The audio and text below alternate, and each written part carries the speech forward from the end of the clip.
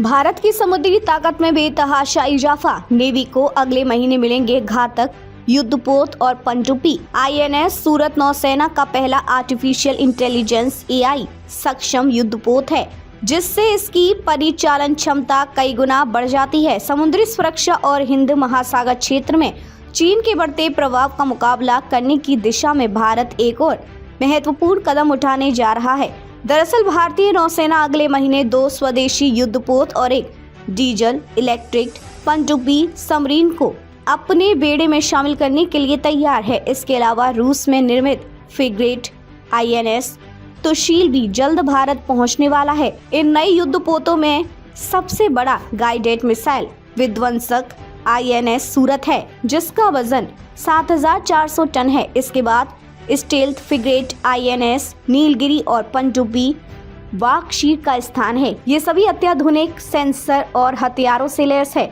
जो इन्हें बेहद घातक बनाती हैं। आईएनएस सूरत और आईएनएस नीलगिरी को पिछले हफ्ते मुंबई स्थित मझगांव डॉक द्वारा नौसेना को सौंपा गया। 164 मीटर लंबा आईएनएस सूरत परियोजना 15वीं के तहत निर्मित चौथा युद्धपोत है। इससे पहले आईएनएस विशाखापट्टनम, आईएनएस मर्मुगांव और आईएनएस इम्फाल को इस परियोजना के तहत शामिल किया गया था।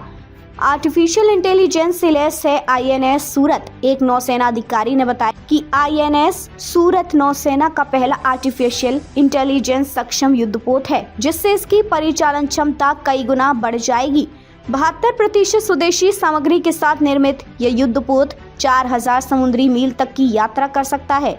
यह BrahMos supersonic cruise missile, Barak 8 मध्यम दूरी की सतह से हवा में मार करने वाली मिसाइल, 76 मिमी सुपर रैपिड गन और पनडुब्बी रोधी हथियारों से लैस है। आईएनएस नीलगिरी परियोजना 17A का हिस्सा आईएनएस नीलगिरी 7 बहुउद्देशीय फ्रिगेट्स की श्रृंखला में पहला है, जिसे परियोजना 17A के तहत बनाया जा रहा है। इनमें से 4 MDL और 3 कोलकाता के garden reach ship builders and engineers द्वारा निर्मित किए जा रहे हैं। इन युद्धपोतों की कुल लागत लगभग 45,000 करोड़ है और सभी फ्रिगेट्स 2026 के अंत तक नौसेना को सौंपे जाएंगे।